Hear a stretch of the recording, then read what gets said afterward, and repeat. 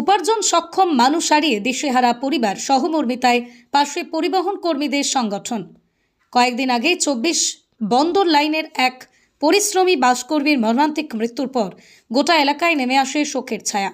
পরিবারের একমাত্র উপার্জন সক্ষম মানুষটিকে হারিয়ে অসহায় হয়ে পড়েন বৃদ্ধ পিতা, স্ত্রী ও ৩ কন্যা সন্তান। পবিত্র রমজান মাসে সেই পরিবারের পাশে দাঁড়ালো বাস অ্যাসোসিয়েশনের কর্মকর্তারা। তারা কিছু আর্থিক সহায়তা তুলে দেন এবং পরিবারের সদস্যদের সঙ্গে কথা বলে তাদের দুঃখ ভাগ করে নেন। উপস্থিত ছিলেন শেখ সাদ্দাম এবং মধুমিতা ভট্টাচার্য। মধুমিতা ভট্টাচার্য বলেন, একটি পরিবারের এমন ক্ষতি কোনো অর্থমূল্যে পূরণ করাও সম্ভব নয়, তবু মানবিক দায়বদ্ধতা থেকে পাশে দাঁড়ানো আমাদের কর্তব্য। বিশেষ করে অল্প বয়সে বাবাকে হারানো ৩ কন্যার ভবিষ্যৎ নিয়ে তিনি উদ্বেগ প্রকাশ করেন এবং তাদের উজ্জ্বল আগামীর কামনা করেন। ভবিষ্যতেও পাশে থাকার আশ্বাস দেন। এই ঘটনায় একটা বিষয় স্পষ্ট, সমাজ তখনই শক্তিশালী হয় যখন দুঃসময়ে মানুষ মানুষের পাশে দাঁড়ায়। শুধু সমবেদনা নয়, কার্যকর সহমর্মিতায় প্রকৃত মানবিকতার পরিচয়। আজ এই পরিবার, কাল হয়তো অন্য কেউ। তাই আর্থিক সামর্থ্য যাই হোক, মনটা যেন বড় থাকে। বাস অ্যাসোসিয়েশনের এই মানবিক উদ্যোগকে সাধুবাদ। এমন উদ্যোগ সমাজকে শুধু সহানুভূতিশীল করে না, দায়বদ্ধও করে তোলে। খবরটি ভালো লাগলে অবশ্যই আমাদের চ্যানেলটি ফলো, খবরটি শেয়ার করে পাশে থাকুন।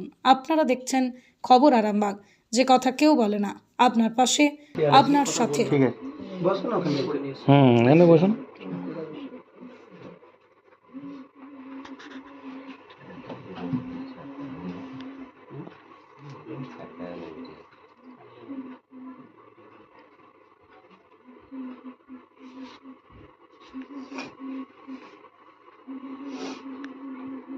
আপনার মনোমত ছিল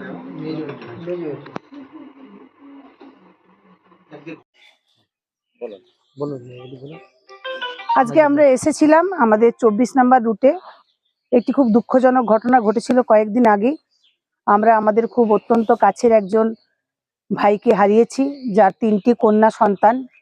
আজকে সেই সন্তানদের মুখের দিকে তাকিয়ে, সামনেই যেহেতু ঈদের উৎসব আছে, এবং তার পরিবারের পাশে আমরা যৎসামান্য অর্থ দিয়ে সাহায্যের হাত বাড়িয়েছি।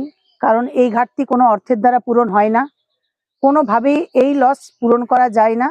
তবু কি মানুষটার সংসারটা, সে যেহেতু ডেলি লেবারের কাজ করতো, ছেলে মেয়েদের মুখে যেন তার মা একটু অন্ন তুলে দিতে পারে কয়েকটা দিন, তার ব্যবস্থা আমরা অ্যাসোসিয়েশনের পক্ষ থেকে বা মালিকের পক্ষ থেকে করলাম। উপরবেলার কাছে একটাই আমাদের চাওয়া থাকবে যে ওনার মেয়েরা যেন বাবার মুখ উজ্জ্বল করে বাবার আত্মার শান্তি করেন, এটুকুই আমাদের প্রার্থনা। ভাইজান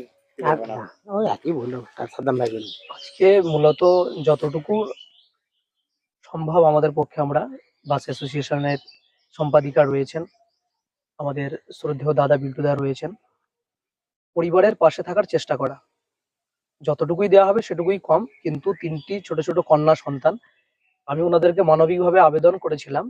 অনেক দুর্ঘটনা ঘটে, কিন্তু কিছু কিছু দুর্ঘটনা এমন থাকে যেগুলো খুবই দুঃখজনক, সবই দুঃখজনক, কিন্তু 3টে কন্যা সন্তান তো খুবই ছোট। একবার ওনাদেরকে অনুরোধ করেছিলাম যে পরিবারের পাশে একবার গিয়ে দেখে আসবে। ওনারা সেই আহ্বানে সাড়া দিয়ে আজকে পরিবারের সঙ্গে সাক্ষাৎ করলেন এবং সামর্থ্য অনুযায়ী চেষ্টা করেছেন। আর্থিক সাহায্য, সামনে ঈদ, যেমন দিদি বললেন, 3টি কন্যা, একটি ক্লাস 2-এ পড়ে, একজন ক্লাস 8 এবং একজন সদ্য মাধ্যমিকে উঠেছে। তাদের আমরা উজ্জ্বল ভবিষ্যৎ কামনা করি এবং তার শোক সন্তপ্ত পরিবার, তার স্ত্রী আমাদেরকে দেখেও তিনি কান্নায় ভেঙে পড়ছেন, বাবা পাশে দাঁড়িয়ে রয়েছেন, বৃদ্ধ বাবা। তাদের প্রত্যেকের আমরা সমবেদনা জ্ঞাপন করছি।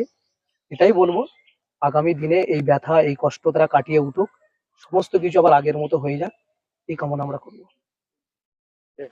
আপনি কি কম খরচে সরকারি সার্টিফিকেট সহ কম্পিউটার কোর্স খুঁজছেন? তাহলে আসুন সোদপুর যুব কম্পিউটার প্রশিক্ষণ কেন্দ্রে, যেখানে রাজ্য সরকারের সরাসরি নিয়ন্ত্রণে বিশ্বমানের প্রশিক্ষণ। মাত্র মাসিক 300 টাকায় 6 মাসের কোর্স আর মাসিক 400 টাকায় 12 মাসের কোর্স করার সুযোগ। ইনস্টলমেন্ট সহ সুবিধা সহ, সঙ্গে ফ্রি স্পোকেন ইংলিশ ট্রেনিং। পরীক্ষা হবে আন্তর্জাতিক মানের বিখ্যাত সংস্থা এইচপির মাধ্যমে। এসসি ও এসটি ছাত্রছাত্রীদের জন্য রয়েছে বিশেষ সুবিধা। ঠিকানা সোদপুর জানাপাড়া রথতলা, সোদপুর বাস স্টপেজ থেকে 10 মিনিট হাঁটা, তকিপুর রেল স্টেশন থেকে মাত্র 10 মিনিটের পথ। কম্পিউটার কোর্সের পাশাপাশি আছে স্টুডেন্ট কোচিং সুবিধাও। আজই ভর্তি হন, ভবিষ্যৎ গড়ুন নিজের হাতে।